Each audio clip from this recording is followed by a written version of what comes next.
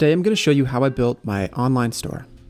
I'll go through building my website, marketing the product, and how I created a mini assembly line for shipping. The store has just one product, a vinyl record, which makes it a good example to learn from. It's easy to wrap your head around a simple store like this. So, let's go.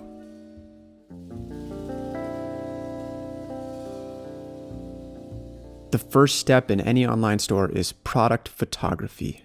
You want to have great photos. Now, at first, I tried shooting my own product photos, but I just wasn't happy with them. So instead, I turned to a tool called Placeit. Basically, Placeit lets you drop in images to generate product photos.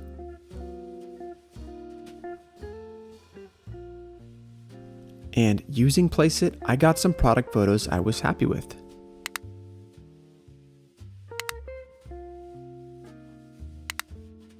So I had my photos.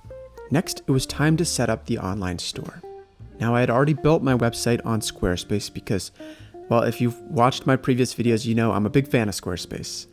I've tried other website builders before, but I prefer to use Squarespace, especially for online stores or, frankly, any small to medium website.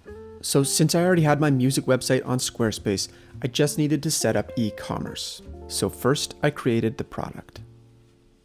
Then I built a custom product page. And finally, I changed a few settings. I turned on Express Checkout. And I connected to Stripe, a payment processor which lets you accept credit cards and Apple Pay. Then I set the shipping rate to a flat $10. Now, setting a flat shipping rate is not something I would suggest you do, but I just really wanted to keep things simple. For most online stores, you're going to want to turn on carrier calculated shipping. I took the lazy way. So, after a few final design touches, my online store was ready. I had a product page and checkout. So even though I had launched my store, no one really knew about it, so it was time to do a little marketing. I started with an email newsletter. Over the last few years, I had built a list of subscribers, and I used Squarespace's email marketing tool to let them know about the record. And then I also did a post on Instagram. And pretty soon, I had my first orders. As the orders came in, I turned my attention to shipping. I set up a mini assembly line in my living room. I had a few ingredients: a printer for printing shipping labels, a stack of records, extra cardboard to pad the records so they wouldn't move around in the box, packing tape, and special boxes for shipping vinyl records. For each order, I'd write a personal note, and I'd pack the package.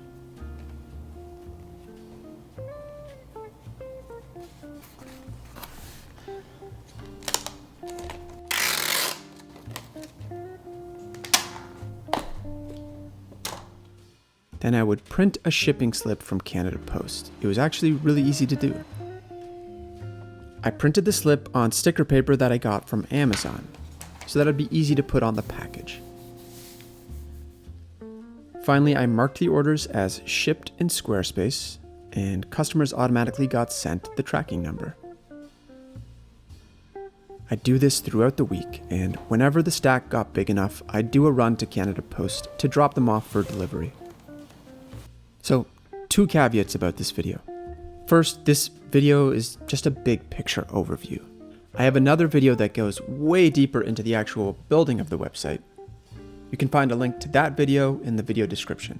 Second thing, online stores need a steady stream of customers. You can only do email marketing and Instagram posts very occasionally. So for me, I'm putting a link to the online store in my Spotify profile. My Spotify gets about 50,000 monthly listeners, so that just seems like a natural place to advertise. Anyways, I hope this video was interesting. If you'd like to try any of the tools in this video, I've linked to them all in the video description. Hope it was helpful, and thanks for watching.